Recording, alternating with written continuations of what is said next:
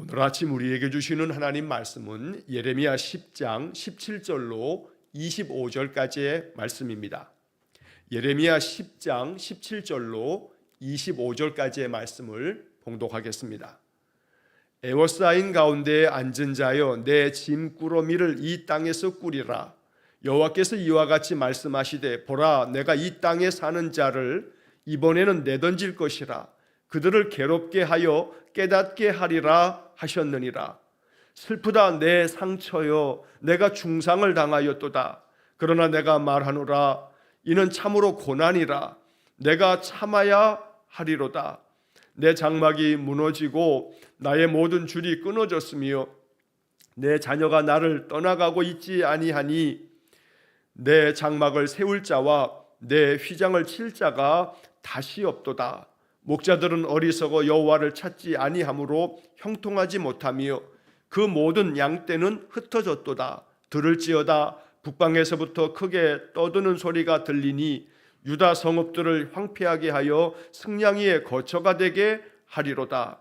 여호와여, 내가 알거니와 사람의 길이 자신에게 있지 아니하니 걸음을 지도함이 걷는 자에게 있지 아니하니이다. 여호와여, 나를 징계하옵시되 너그러이 하시고 진노로 하지 마옵소서. 주께서 내가 없어지게 하실까 두려워하나이다. 주를 알지 못하는 이방 사람들과 주의 이름으로 기도하지 아니하는 족속들에게 주의 분노를 부으소서. 그들은 야곱을 씹어 삼켜 멸하고 그 거처를 황폐하게 하였나이다 하니라. 아멘. 자, 어제 말씀에 이어서 오늘 10장 17절로 25절까지의 말씀을 읽었습니다. 자, 우리가 어제 말씀에서 하나님께서는 우리 남유다 백성들이 그렇게 만들었던 그 나무로 만들고 또 그 나무로 혹은 돌로 만들어서 은박을 붙이고 금박을 붙여서 화려하게 장식하는, 그러나 복을 줄 수도 없고 화를 줄 수도 없는 아주 무익하기 짝이 없는 우상과는 달리 하나님은 천지를 지으신 이시며 이 천지 만물을 운행하시는 분이시다 라고 하는 그런 말씀들을 전하고, 그 하나님 앞에서 이 남유다 백성들이 계속해서 이 헛된 우상 숭배와 또 죄악된 행실을 끊지 않음으로 말미암아 하나님의 심판이 곧 다가올 것을 예언하고 있는 말씀이 이제 오늘 본문에서도 이어지게 됩니다. 그러나 오늘 본문의 말씀을 우리가 읽으면서 하나님의 본심이 어디에 있는지, 하나님의 마음은 무엇인지라는 것을 우리가 발견할 수가 있습니다. 그리고 본문의 19절 이하의 말씀에서는 예레미야 선지자의 탄식하는 기도가 나오게 됩니다. 자, 먼저 17절의 말씀을 보시면 에워싸인 가운데 앉은 자여, 내 짐꾸러미를 이 땅에서 꾸리라. 자, 여기서 에워싸인 가운데 앉은 자, 누가 에워싸는 거냐면 앞으로 바벨론의 군대가 저 바벨론에서 이 남유다를 침략해 와서 이 예루살렘 성을 에워싸고 남유다를 다 쑥대밭을 만들 거다. 그러니 에워싸임 가운데 앉은 자, 이것은 바로 남유다 백성들을 말하는 것이고, 또 작게는 예루살렘에 살고 있는 예루살렘 주민들을 향한 말씀입니다. 완전히 예루살렘 성벽까지 무너지고 예루살렘까지 완전히 함락되어질 때에 이제 너희들 그날이 얼마 멀지 않았으니 둘러 에워싸여 있는 너희들은 이제는 너희들의 짐을 꾸리는 것이 마땅하다. 왜냐하면 이 땅에서 너희들이 다 포로로 잡혀갈 것이기 때문이다. 더 이상 이 땅에 살지 못하고 포로로 다 끌려갈 것이니 너희들의 짐을 이제는 다 싸서 짐을 다 꾸려서 이제 잡혀갈 생각해라 라고 하는 그런 말씀으로 17절의 내용이 기록된 겁니다. 자, 18절의 말씀에서 여호와께서 이와 같이 말씀하시되, 보라, 내가 이 땅에 사는 자를 이번에는 내던질 것이라. 그들을 괴롭게 하여 깨닫게 하리라 하셨느니라. 자, 여기 이 18절의 말씀에 하나님의 본심이 담겨져 있습니다. 하나님께서는 단단히 마음에 결정하셨습니다. 그동안에 이 이스라엘, 이 남유다의 모든 역사 가운데 하나님은 주변 나라들을 가시처럼 사용하셔서 이스라엘과 남유다를 계속 찌르셨습니다. 그리고 그때마다 선지자들을 보내서 너희들이 하나님께로 돌아오지 아니하고 악을 행하면서 우상 숭배하고 그러면서 온갖 하나님의 말씀에 배역하고 반역하는 그런 삶을 살 때마다 하나님은 주변 나라들을 통해서 이스라엘에게 많은 고통과 괴로움을 안겨주면서 하나님께로 돌아오라고 계속해서 촉구하셨습니다. 그러나 이제는 이 남유다의 역사가 이제 저물어 갑니다. 나라가 망할 그때가 얼마 남지 않았습니다. 이렇게 예레미야 선지자가 이 예언의 말씀을 쭉 전하고 난 다음에 그저 한 40년, 50년 만에 남유다는 바벨론에 의해서 3번의 침략을 받고 완전히 무너져서 나라가 망하게 됩니다. 자, 그래서 여기 지금 18절의 말씀에 보라 내가 이 땅에 사는 자를 이번에는 내던질 것이라. 이번에는 내던질 것이라는 것은 이제 이 남유다가 망해버리고 말 거다. 그동안에는 그 유다에 많은 왕들이 있었고 주변의 나라들 때문에 침략을 받은 적이 많지만 그러나 그때마다 하나님께서 더러는 도와주시고 또 그 침략으로 말미암아 괴로움이 있었지만 일시적으로 지나가고 끝났지만 그러나 이번에는 완전히 내가 너희들을 내던져 버릴 거다라고 말씀합니다. 나라가 망하고 북이스라엘처럼 이 남유다도 바벨론에 다 포로로 끌려갈 것을 이렇게 말씀하셨습니다. 자, 그런데 이제 그 다음 이어지는 18절의 마지막 부분이 바로 하나님의 본심이 이 표현 속에 담겨져 있습니다. 그들을 괴롭게 하여 깨닫게 하리라. 깨닫게 하리라. 이게 하나님의 본심입니다. 괴롭게 하는 게 하나님의 본심이 아니고 그들에게 내가 괴로움을 안겨주지만 그 이유는 뭐냐면 남유다로 하여금 깨달을 수 있도록 만왕의 왕이신 하나님, 세상 모든 만물을 지으신 하나님, 오직 여호와만이 참 하나님이시라는 것을 깨닫게 하려고, 그리고 하나님 말씀 안에서 살아가며 그 말씀에 순종할 때 하나님 주시는 형통의 복이 있는 것이지 그저 나무로 만들고 돌로 만들고 거기다가 금이며 은이며 온갖 장식을 갖다 붙여도 사람이 옮겨놓지 않으면 그저 이동할 수도 없고 걷지도 못하고 움직이지도 못하는 저런 우상을 섬기면서 그에게서 복이 나올 거라고 여기는 이 어리석은 남유다 백성들에게 오직 여호와만이 참 하나님이시며 만왕의 왕이 되신다는 것을 깨닫게 하려고 내가 너희들을 이번에는 내던질 것이다 라고 예언의 말씀을 들려주십니다. 그러나 듣지 않습니다. 마치 노아의 시대에 하나님께서 노아로 하여금 저 산 꼭대기에서 방주를 짓게 할 때 사람들은 다 노아를 보고 아마 저 노인이 미쳤다라고 했을 겁니다. 왜냐하면 비가 온다 하지만 하늘은 그저 파랄 뿐 비가 올 수 있는 그런 건더기가 하나도 없는데 그런데 배를 만든다 하면서 산 꼭대기에 만드는 것이 아마 저 노인이 실성을 했구나라고 사람들은 비웃고 그렇게 웃어 제꼈을 겁니다. 마찬가지로 하나님의 말씀이 너희들이 이번에는 망한다, 이제 곧 너희들은 포로로 끌려간다 아무리 이야기해도 사람들은 듣지 않습니다.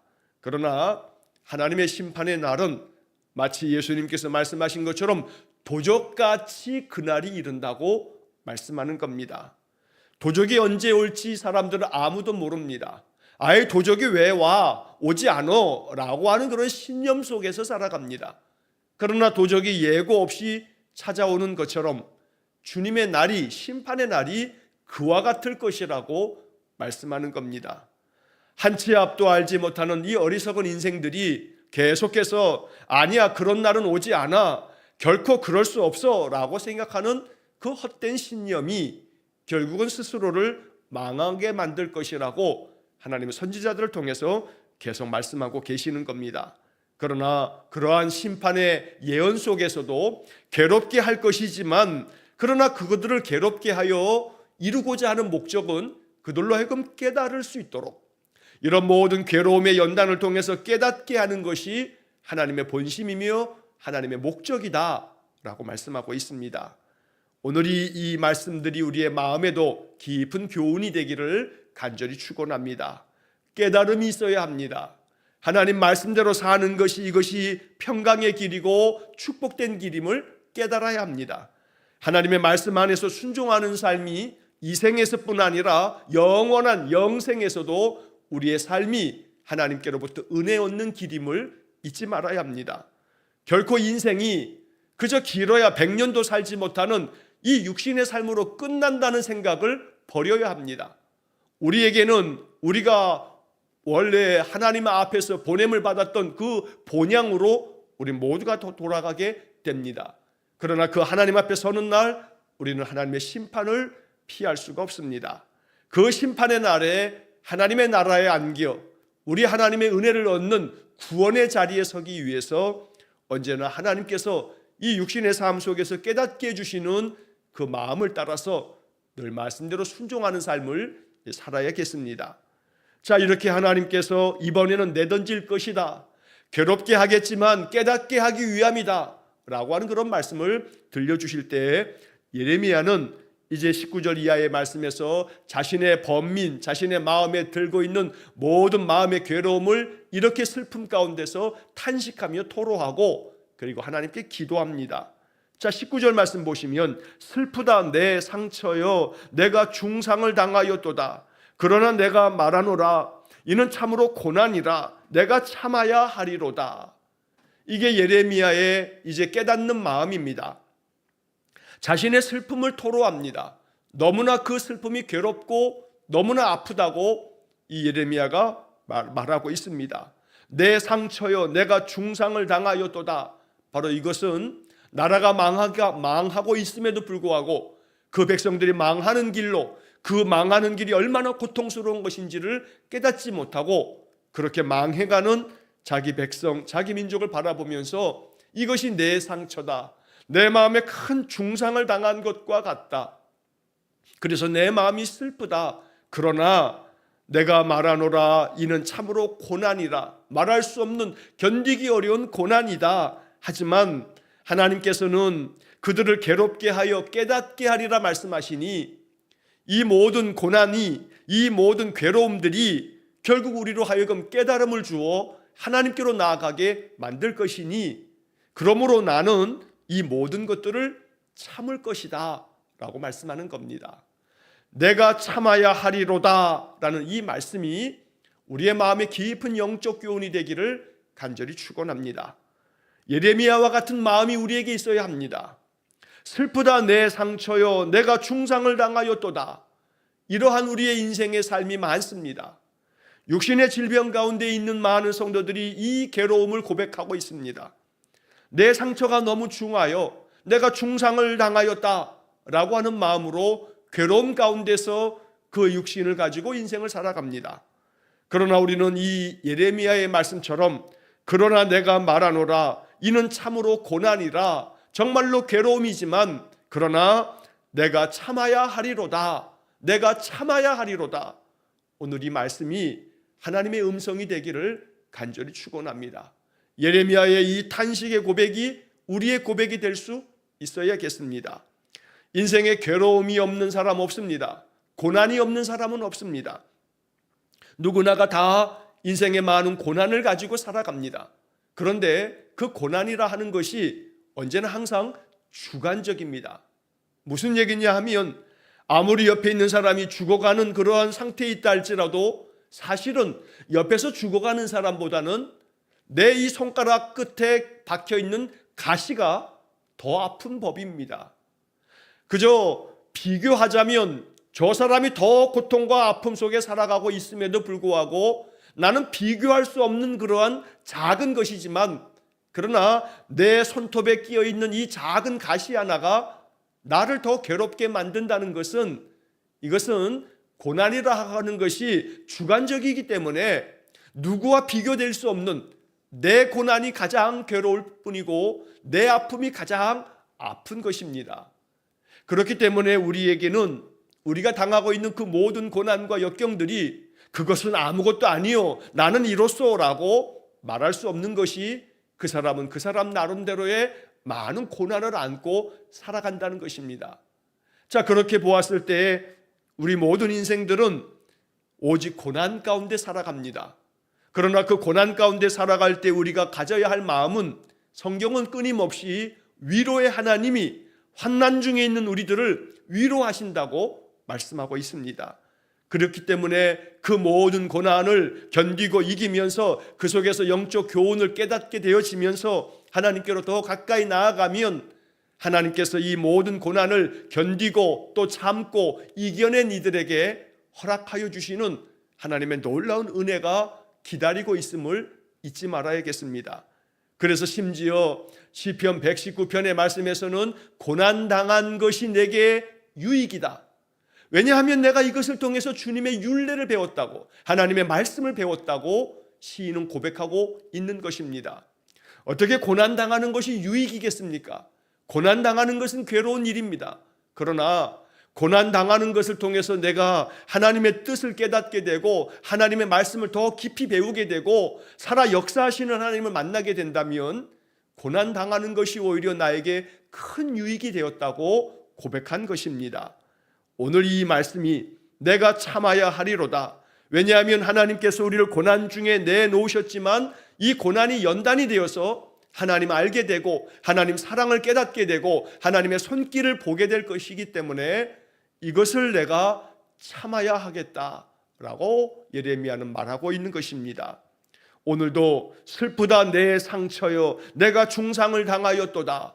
육신의 질병이든 또 물질적인 많은 압박을 당하면서 괴로워하는 것이든 또 어떠한 사람 간의 인간관계 때문에 괴로운 것이든 어떤 관계 속에 있든지 간에 또 어떤 고난 속에 있든지 간에 우리의 마음 가운데 가져야 할 마음은 이것은 참으로 고난이다. 그러나 시편 기자가 말한 것처럼 고난당함을 통해서 내가 주님을 배우고 주의 말씀을 배우게 된다면 내가 이것 또한 참아 나갈 것이다. 견디어낼 것이다. 이겨낼 것이다. 라고 이렇게 마음을 먹고 하나님 앞에 기도하는 그런 믿음의 삶이 되어야겠습니다. 자, 20절의 말씀에 예레미야의 탄식이 이어집니다. 내 장막이 무너지고 나의 모든 줄이 끊어졌으며 내 자녀가 나를 떠나가고 있지 아니하니 내 장막을 세워줄 자와 내 휘장을 칠 자가 다시 없도다. 주변에 도와줄 자도 없습니다. 자식들도 다 없습니다. 다 사로잡혀 끌려갔기 때문에 나를 다 떠나갔기 때문에 내 장막을 세워줄 자도 없고 휘장을 쳐줄 자도 없고 그래서 내 주변에는 아무도 없이 다 떠나가고 모든 장막이 다 무너져 내리고 모든 줄이 다 끊어져 버리고 그러니 우리의 모든 집이 다 이제는 황폐하게 된다라고 하는 말씀입니다. 여기 나의 모든 줄이 끊어졌으며 라는 말씀은 중의적인 의미가 있습니다.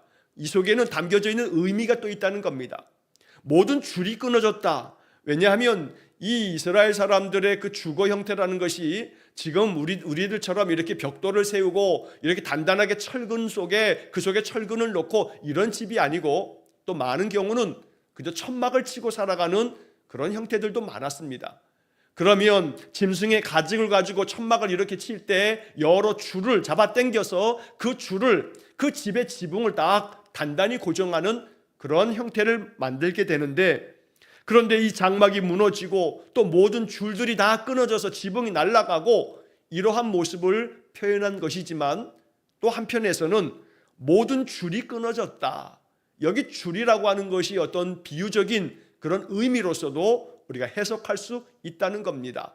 내가 의지했던 모든 것들이 다 끊어지는 겁니다. 내 삶을 지탱하는 거라고 여겼던 여러 줄들이 있습니다. 어떤 사람에게는 나는 건강은 자신 있어. 건강만큼은 나는 아무 염려 없어. 라고 하지만 그 줄도 끊어지면 한순간에 건강이 무너져 내리는 것이 연약한 우리 인생입니다. 나는 재산이 많이 있어. 부모로부터 조상으로부터 물려받은 유산도 많이 있고 그래서 나는 어떤 것도 걱정할 거 없어. 뭐 세상에 돈이면 다 되지 라고 하는 마음을 가져도 이러한 믿었던 그런 재산도 한순간에 끊어져 버리면 마치 욥처럼 욥은 동방의 부자였지만 하루아침에 모든 것들을 다 잃어버릴 만큼 몰락하는 그러한 인생이 되어졌던 것을 우리가 잘 압니다. 그래서 나의 모든 줄이 끊어졌으며 라고 하는 이 말씀은 내가 아무리 인생의 것들을 그저 든든히 여기면서 나는 이거면 돼. 하나님 없어도 괜찮아. 나에게는 이런 것들이 아직 여전히 단단하게 있으니까 라고 이렇게 교만한 마음, 오만한 마음을 갖는다 하여도 하나님이 마음 가운데 끊어버리시면 모든 줄이 다 끊어져 버린다는 것을 말씀하고 있는 그런 뜻도 담겨져 있습니다. 그래서 모두가 다 떠나가 버립니다. 자녀들이 다 포로로 잡혀갈 것을 말씀하고 있는 것입니다만, 또 한편에서는 내 줄이 다 끊어져 버리면 내 옆에 있는 사람 다 떠나가 버립니다. 내가 있을 때에는, 내가 가지고 있고 내가 힘이 있을 때에는 다 내 옆에서 사람들이 이렇게 기웃거리지만, 그러나 그 모든 것들이 다 끊어져서 내가 무너져 내리면 그저 내가 조금이라도 도와달까 싶어서 사람들은 다 나를 외면하고 떠나가는 것이 세상 인심입니다. 그래서 오늘 이 18절의 말씀은, 20절의 말씀은 여러 가지 의미를 담고 있는 것입니다. 자, 21절의 말씀. 그래서 결국 목자들은 어리석어 여호와를 찾지 아니하므로 형통하지 못하며 그 모든 양떼는 흩어졌도다. 이게 남유다의 상태가 되었노라고 예레미야는 탄식하며 말하는 것입니다. 여기서 말하는 목자들이라고 하는 것은 지도자들을 말하는 겁니다. 나라를 다스리는 왕과 또 많은 통치자들, 그리고 또 영적인 지도자인 선지자들과 제사장들을 말하는 겁니다. 그러나 이들이 어리석어서 여호와를 찾지 않음으로 인해서 그들에게 있었던 하나님의 약속의 복들이 다 사라지고 형통하지 못하게 되고, 그러다 보니 결국 모든 백성들, 모든 양떼가 다 흩어졌다. 여기서 양떼는 백성들을 말하는 겁니다. 목자들이 어리석어서 결국 하나님 찾지 아니하고 하나님 앞에서 망령되이 행하고 하나님 말씀 거역하고, 그러니 형통하지 못하고 모든 백성들, 모든 양떼와 같은 백성들은 다 흩어졌다고 말씀합니다. 이것이 결국은 남유다 백성들이 다 포로로 잡혀가서 뿔뿔이 다 흩어질 것을 예언하고 있는 말씀이기도 합니다. 하나님을 찾지 않는 것은 2600여 년 전에 예레미야가 지금 말씀하고 있는 그 시대나 또 오늘 우리가 살고 있는 이 시대나 다를 바가 없습니다. 세상 사람들이 하나님을 찾지 않습니다. 하나님은 무슨 하나님, 하나님이 어디 있느냐고 그들은 부정하며 그 하나님의 뜻을 저버리게 됩니다. 그래서 바울은 로마서에서 우리에게 분명히 이미 말씀해 주신 바가 있습니다. 기록된 바 의인은 없나니 하나도 없으며 깨닫는 자도 없고 하나님을 찾는 자도 없고 다 치우쳐 함께 무익하게 되고 선을 행하는 자가 없나니 하나도 없도다. 깨닫는 자가 없고 선을 행하는 자가 없고 하나님을 찾는 자도 없다.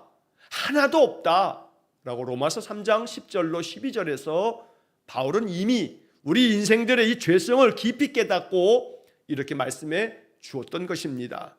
그러니 결국 하나님을 찾는 자가 없어서 그 양떼들이 다 흩어져서 목자 없는 양떼와 같이 그 모든 백성들이 방황하고 그 모든 백성들이 죄악된 길로만 늘 서성거리는 그런 악한 세대가 되었다고 말씀한 것입니다. 여기 목자가 어리석어서 그 양떼가 다 흩어졌다는 이 말씀들은 예수님께도 이 예레미야의 말씀들이 마음에 깊이 예수님의 마음 가운데 담겨 있었기 때문에 예수님은 이렇게 말씀하는 것입니다. 마태복음 9장 36절 말씀 보면 무리를 보시고 불쌍히 여기시니 이는 그들이 목자 없는 양과 같이 고생하며 기진함이라. 하나님은 백성들을 바라볼 때마다 제자들에게 이렇게 말씀하시는 겁니다. 저들이 목자 없는 양떼와 같이 고생하며 기진하여 있다. 다 기진맥진, 그렇게 소망 다 잃어버리고 살아가고 있다고 말씀하는 겁니다. 마가복음 6장 34절의 말씀에서도 이렇게 말씀합니다. 예수께서 나오사 큰 무리를 보시고 그 목자 없는 양 같음으로 인하여 불쌍히 여기사 이에 여러 가지로 가르치시더라. 목자 없는 양과 같다는 말씀이 바로 복음서에도 이렇게 기록될 만큼 이 예레미야서의 이 말씀, 목자들이 어리석어서 모든 양떼가 다 흩어졌다, 이게 바로 지금 남유다 백성들의 영적 상태가 되었다는 겁니다.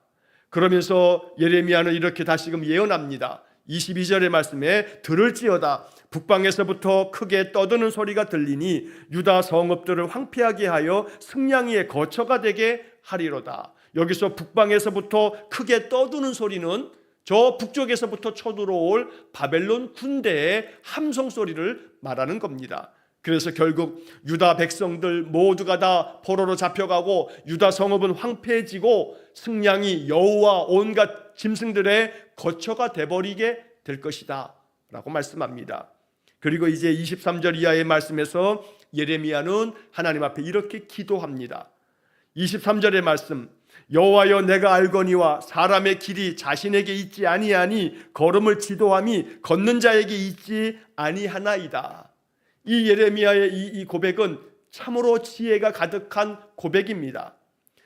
여호와여 내가 알거니와 내가 정말로 알고 있습니다. 사람의 길이, 사람의 그 인생길이 자신에게 있지 않습니다. 내가 계획한다 해서 내 계획대로 인생이 되지 않기 때문에 사람의 그 인생이라 하는 것이 자기 자신에게 그 인생길이 그대로 펼쳐지는 것 아니라는 겁니다.